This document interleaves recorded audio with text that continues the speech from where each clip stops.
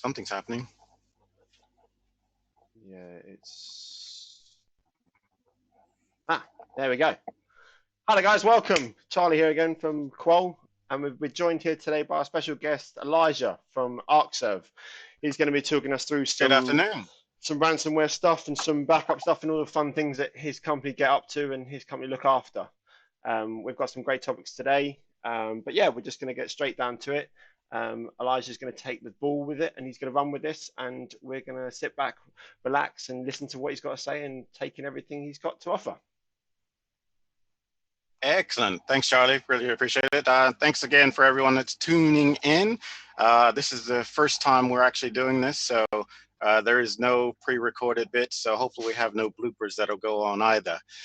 I suppose where I'll start is giving you a little bit of a history tour for Arcserve, because there are those out there that would have used Arcserve in the past.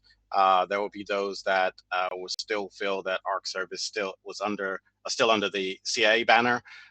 So, Arcserve, we are the most experienced data protection vendor in the world.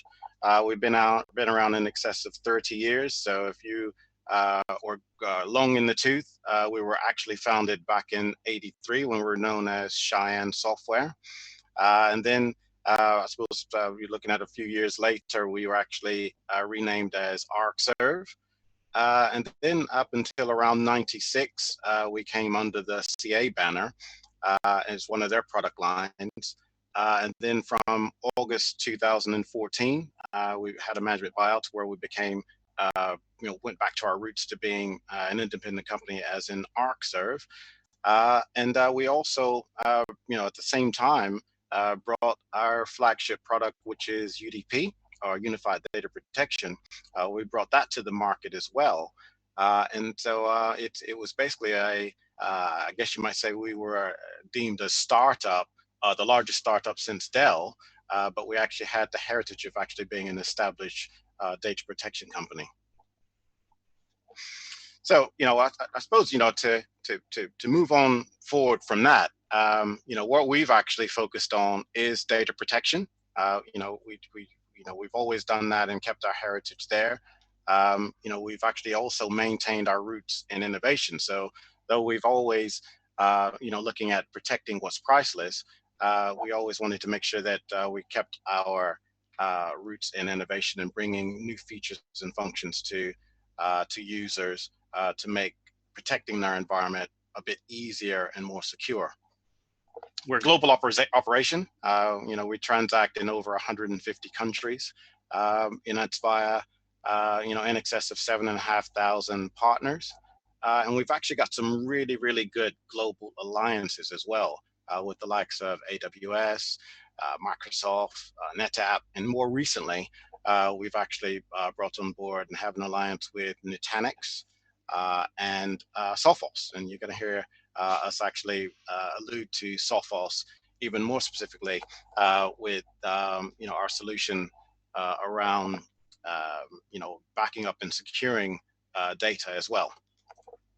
So I suppose, so where are we actually going from there? I think that we need to address the topic at hand. We've got some challenging times at the moment with what's going on, in society with the threat that we have. But where we need to also make sure that we are focusing on is ransomware. Ransomware is still there. It hasn't gone away. It hasn't actually been furloughed or anything along those lines. If anything, it's actually given the cyber criminals more of an opportunity because now we've actually got the expansion of customer environments to where they've got to allow for remote workers. That's actually going to be an increased risk as well. Now, supposed to take it to basics. We have a number of people that they just hear ransomware as like a buzzword, and they actually want to know what is it. But ransomware is just a form of malware that looks at actually encrypting a victim's data, and then what the attackers will actually do is they will demand a ransom to actually give you access to the restricted data that they've actually encrypted, and then what they'll do is they'll ask for payment to actually give you a decryption key. And then that payment can actually range from a few hundred to millions. And that actually tends to be payable by an untrackable Bitcoin payment. They're very, very organized. And they seem to know what it is that they're actually doing and wanting to achieve. But I think the key point about it as well is everyone is susceptible to it. Ransomware, they will actually attack any size organizations, the individuals, and any sectors. And they'll actually go after it. So they really don't care who it is that they're actually looking at attacking. If I use some examples, we actually I know that some people are aware of WannaCry. WannaCry actually hit the NHS, a couple of years ago, and that actually cost the NHS about 92 million because of they actually had about 19,000 appointments that needed to be cancelled. So with that in mind, with them actually affecting the restriction of being able to access patient records, then that actually affects patient care. So it's really, really key. If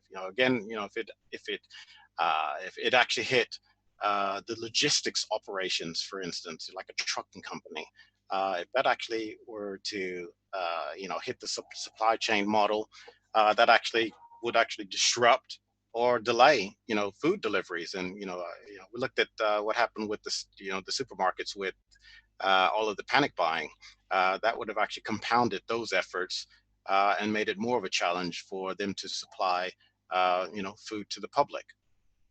I think the big one that everyone is, most people that are aware of that have gone on holiday is Travelex. Travelex actually got hit some months back, and the ransomware or the cyber criminals were demanding $6 million in return for access to the customer data. And that's absolutely huge. And the shocking part about it is that they mentioned that they were already in the environment for months. So that's actually quite shocking, is that they could already be in your environment and you don't know about it. And that's the scary part. And I know that there was some reported costs around the 25 million mark. So it's not just the data that's actually at risk, or the ransom, or the legislation fees, or anything along those lines. It's the reputation, because now, some of the agreements that they would actually have in place now, customers and the public will think twice about, do I want to, how safe is my data if I'm actually looking at using a Travelex service. So that's actually really, really surprising. And off the back of that, Lars, are you saying that ArcServe has solutions in place that can help customers like the NHS or like Travelex to reduce these kind of scenarios from happening, or stop these scenarios from happening from their infrastructure? Or if they did happen from their infrastructure, you'd have the ability to revert or resolve these issues rather quickly. Yeah, absolutely, absolutely. I think if we take it back, for a stage and make sure that we always feel that it's super, super important for businesses, especially those at frontline services, to plan for the worst and ensure that their new mobile workforce. This is being really, really specific to what's going on now, because companies are now having to employ a solution to allow workers to work from home. So not only is the data protected, more importantly, they need to make sure that it's protected against ransomware, which unfortunately it's actually inevitable during the course of this crisis that we're on at the moment. So to minimize that impact of those potential attacks, all businesses need to actually set up some centralized security protocols for detection and response. And then they need to carefully review all IT services that they actually have in their environment that's actually being affected by this crisis that we have. And also not just with the current situation, also against, denial of access. Who would have ever thought that we would be in an age where the government is actually telling us to work from home, don't go into work, don't do anything but stay at home. I still find that quite fascinating that we in our day and time, that I suppose our parents and our parents, they talked about the war. We're going to talk about a virus that made everyone stay at home. It's like the complete opposites. Yes, so absolutely. So it's I think that's really, really fascinating. But ultimately, we need to ensure that the data from all employees and devices is secure, backed up safely. Because many in the UK now working remotely as possible, there is definitely an increase reliance on cloud-based tools and shared drives. And if these aren't backed up automatically, that could actually increase the risk and the problems that you actually could potentially incur, the pitfalls. So we definitely advise all organizations to explore third-party data protection providers to safeguard against that data. Mm-hmm. Yeah, definitely. I suppose those in the in the know, it's definitely worth employing and adopting the 3-2-1 backup rule, and that is 3 copies of your data, 2 stored on different storage media, and 1 off-site, because that's absolutely key to ensure that you're actually in line with best practice as well. All right, just a second. But working with Qual, you'll actually find, and I'm sure that you guys are actually getting a lot of requests now, because more and more people are looking at the security element of their environment, and they may not necessarily be thinking about the backup side or the data protection.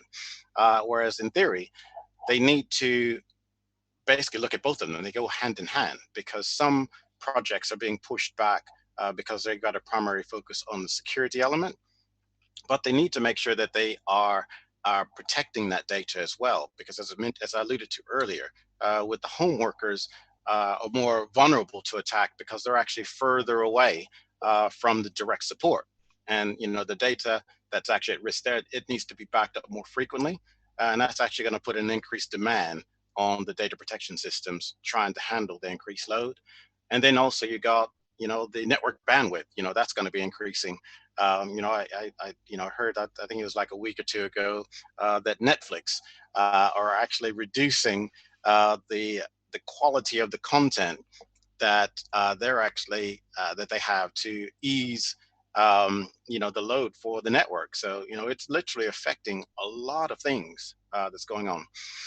So Wow. with with ArcServe, what we actually do is we have actually formed a global alliance with one of the leaders in network and endpoint protection, Sophos. We done that. We formed that global alliance last year, and ultimately, what we want to do is we want to provide organizations with a dedicated security and protection of their backup data against cyber threats.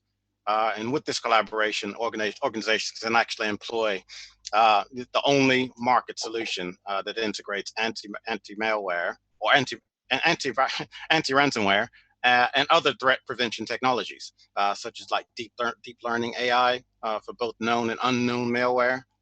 We got our award-winning disaster recovery and high availability capabilities, for prevention against data loss. And together, that solution is actually going to deliver that multi-layered approach to prevent, protect, and minimize and immunize against, the backup cyber threats. And are you seeing now you've got Sophos implemented on your systems, are you now seeing an increase in what's being detected on your environments and obviously on your customers' environments? But yeah, as long as they've actually got ArcServe deployed, and with all of our appliances, because ArcServe is actually delivered in several different flavors. But the one that we're actually pushing is our hardware appliance. So that actually negates the need for you to actually source a hardware platform for your software to reside on, because ultimately some of our competitors have a perpetual licensing offering. So you still need to have a conversation with a hardware vendor in order for you to have a platform for those licenses to reside on. By deploying an appliance, it's very, very straightforward. Ultimately, you basically unbox it, get that out into your comms room, provide some power, provide an internet connection, and then you'll actually launch the wizard, and you can actually start building your plan from there. And ultimately, you could actually get it up and running in about 20 minutes.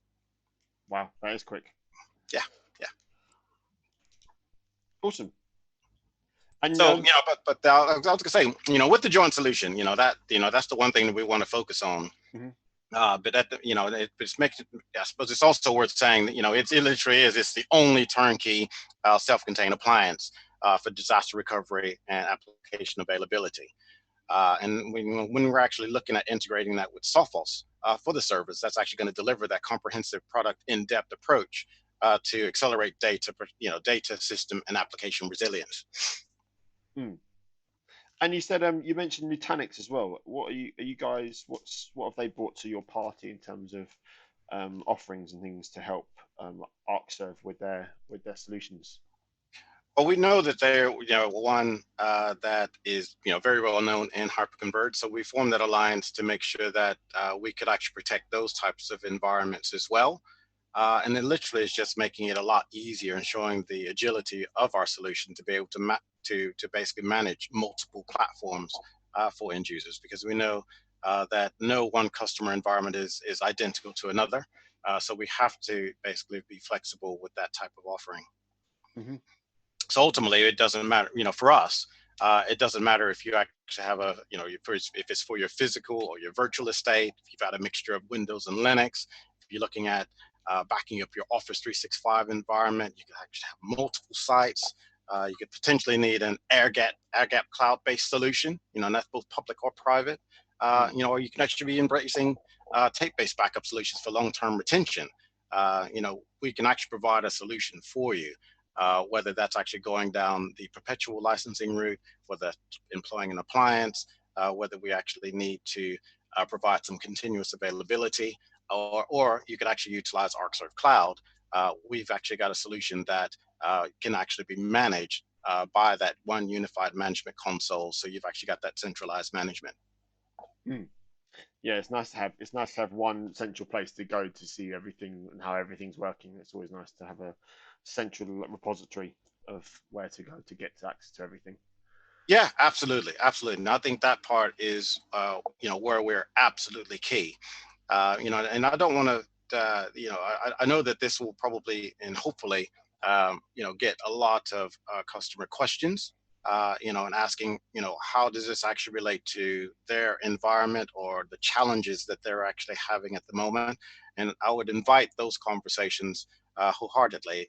So that's why we're not only having a conversation from a sales perspective, but we can also look at having a technical demonstration so we can demonstrate um, how our solution will actually perform in their environment with their data sets. Hmm. Yeah, so you can do like a sort of like a trial run and sort of see how your system would play ball with their existing kit.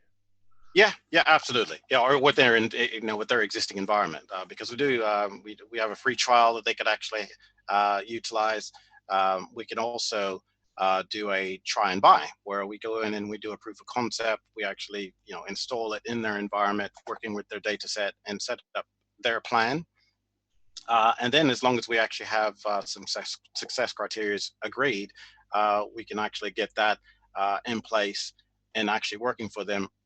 And basically, it'll be installed by one of our Arcserve engineers, so they can be assured that it will be set up correctly as well, so that we've got the assurance that the user experience will be positive. Mm. Yeah, no, it sounds awesome. I like the idea of the try and buy. I think that's always a nice sort of a nice touch to allow people not to feel so locked in as to they want to see how it's all going to work before they Yeah, jump in very, the very bed. true. And ultimately that is, it's not a loan kit, it's not borrowed or anything like that. It literally is a new kit that's actually configured for their environment. And that's what I mentioned about the success criteria being agreed.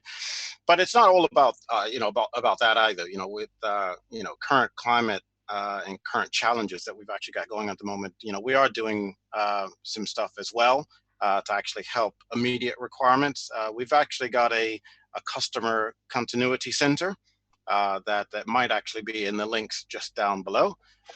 Then what you'll actually have there is you'll actually have some free tools and software to actually help you protect what's priceless, which is actually your data. So one of them is actually going to be a free endpoint protection with no end date.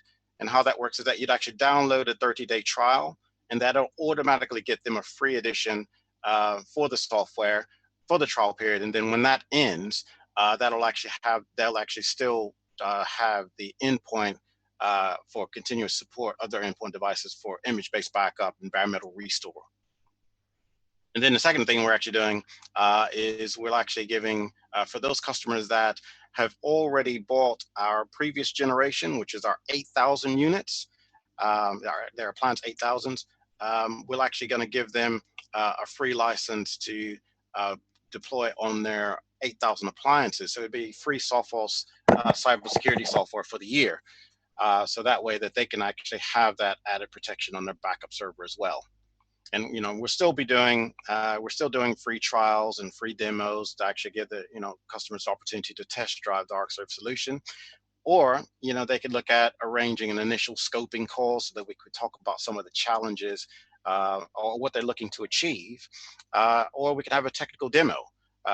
So that way it's not just someone actually talking about it. You can actually see for yourself what it's actually going to look like, and basically you ask some of the questions that are more pertinent to your environment and your requirements as well. No, it sounds great. And obviously, Yeah. with what's going on at the moment, are you guys offering any solutions that don't require any need to access the site? So obviously, I know accessing people's sites and companies being sort of everyone being on lockdown is obviously challenging. So have you got any sort of solutions that you can offer sort of people straight away without having to need to go to site? Well, I've got two ways of answering that.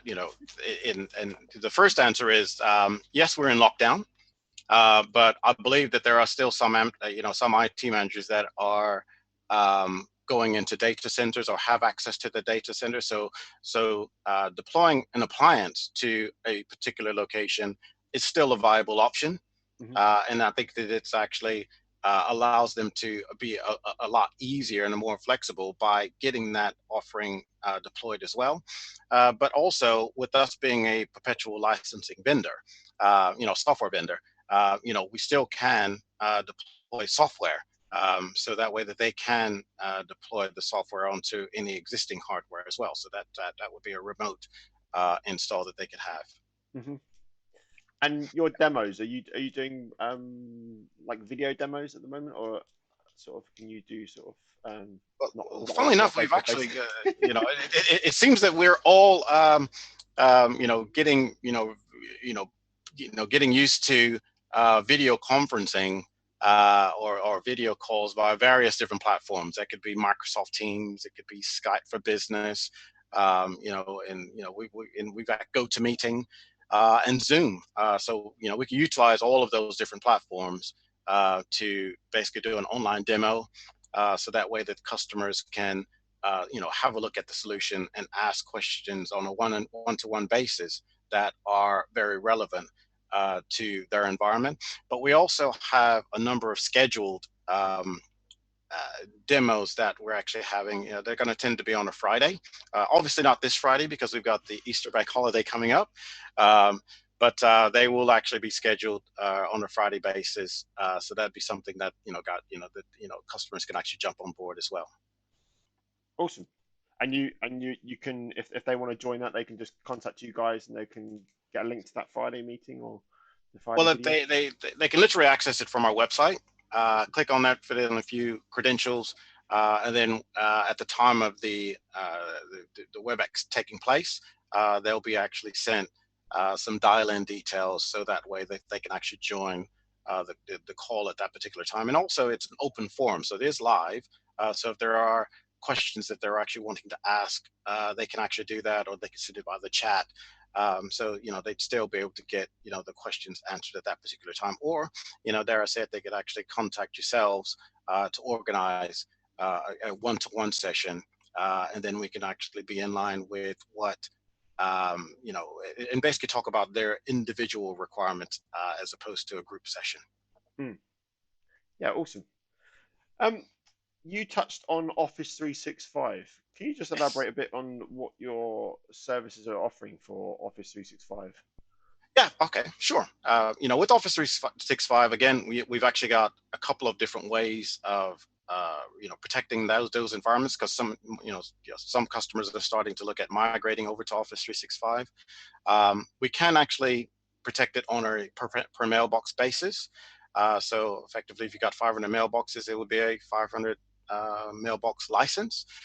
But I think that even with that type of scenario, you're going to need some hardware for the licenses to reside on. So I think that with the Arcserve appliance, you could actually have the on-prem solution for you that's actually capacity based. So that way you're not limited to a specific number of mailboxes. And also, if you have additional users, you don't necessarily need to go cap in hand to actually get an upgrade on your existing licenses.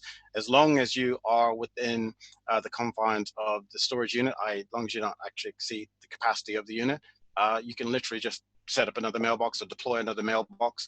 And obviously, with our appliances, you can actually expand on the array as well if you're actually getting close to capacity. Mm-hmm. Awesome.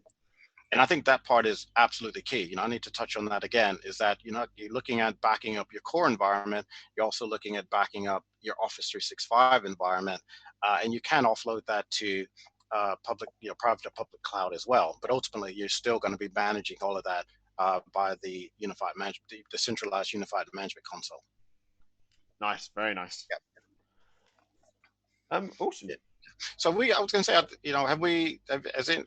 don't have visibility. Have we had any questions that have actually come through at the minute from some of the? Let me take a look. Yes, we do. So we've got Darren here who is asking, Okay. how does a computer become infected with ransomware? Wow. Dare I say it? Most of the time, it's actually user error. Not to put the onus back on them. I'll give you one. I'll give you one that's actually really, really relevant because we got the turn of the new financial year. You'll actually get those emails allegedly from HMRC saying, yes, can you correct your details and click on this link.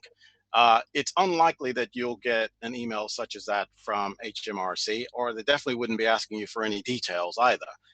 But they do time. Cyber criminals do time it in accordance to get the most capture in that. But that would, but to answer your question, a lot of it's actually by human error or human interaction. In order for it to get access and the easiest route into infecting your data. Right. There you go, Darren.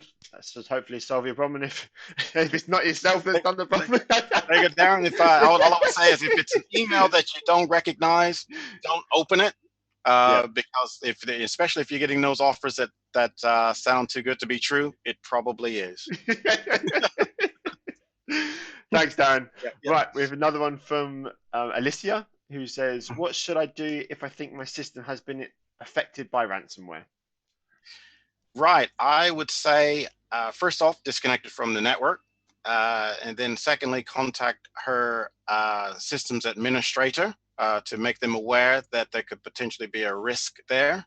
And hopefully, touch wood, the IT systems manager will reach out to ArcServe or to reach out to Qual to get some assistance to basically look at getting a robust backup solution that would potentially allow him to safeguard the data for their company. Nice, very nice.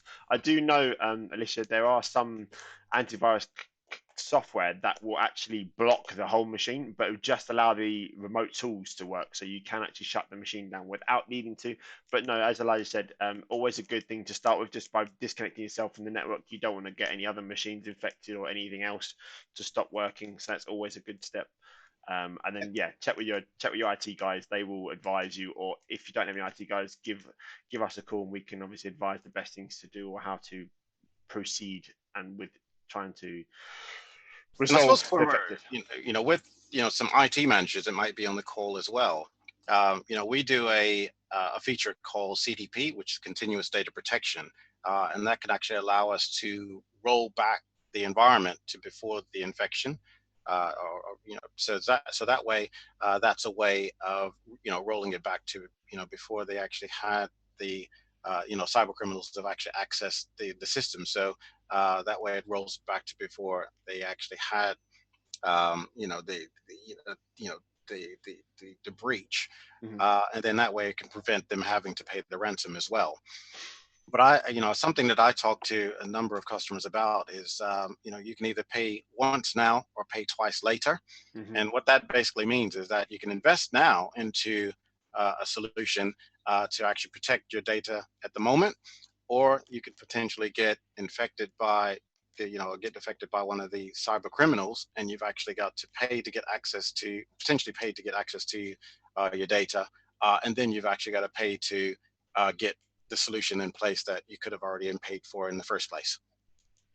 Yeah, no, very true. Nobody wants to be paying twice, especially not nowadays, especially No, not with what's going on. definitely with current climate, for sure. Yeah. So thanks for that, Alicia. And then we've got Edward. Edward's asking, can antivirus software remove ransomware from my infected system? That's probably a yes and no. And the reason why, and I know that that sounds a bit vague, is because there are so many viruses out there at the moment. So it really depends on what security policies you actually have and software that you have in your environment. And it also depends on which virus it is as well. Yeah, no, So, very so, true. so, so that's a yes and no. But as long as you keep your antivirus up to date, you should be, and again, it should be it should be able to do something with it, if not stop it, or at least quarantine the file. It may not be able to remove it straight away, but at least the quarantine will then, and hopefully your system would then send an email to your IT administrators to let them know that that virus has been found or an infected file has been found, and they can hopefully get in contact with yourself directly Sure. to work out a plan to resolve that issue or to get rid of that file. Definitely. But so thanks for that, Edward. Hopefully your antivirus is up to date and you're still paying for your licenses or subscriptions and keeping yourself secure. Yep, for sure. Absolutely, for sure. And then Lucy's got a good question. It's asking about what is the best backup strategy to protect against the ransomware. Best backup strategy, definitely adopt the 3-2-1 rule, as I mentioned before. Um, I would say that what's absolutely key for IT managers and system administrators is, hopefully everyone will have a backup strategy or backup solution in place. But ultimately, how often is that reviewed, and how often is it tested?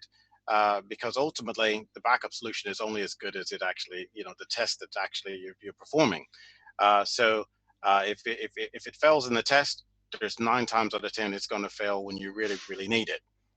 So I think that part is absolutely key and imperative to actually test the deployment to make sure that it will actually deliver the SLA to that they've actually set for the business and do exactly what they say on the tin.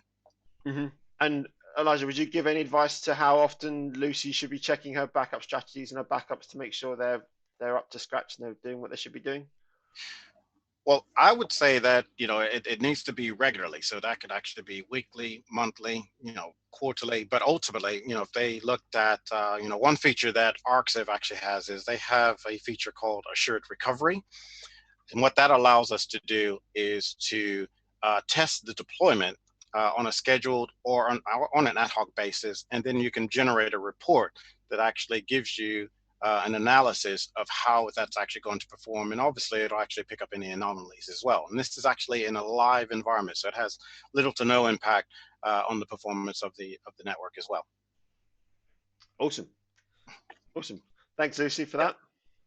that. Um, and Elijah, just before we round off, is there any have you got any promos on at the moment, any sort of deals going on at the moment that ArcServe are offering, or any sort of We do, we do.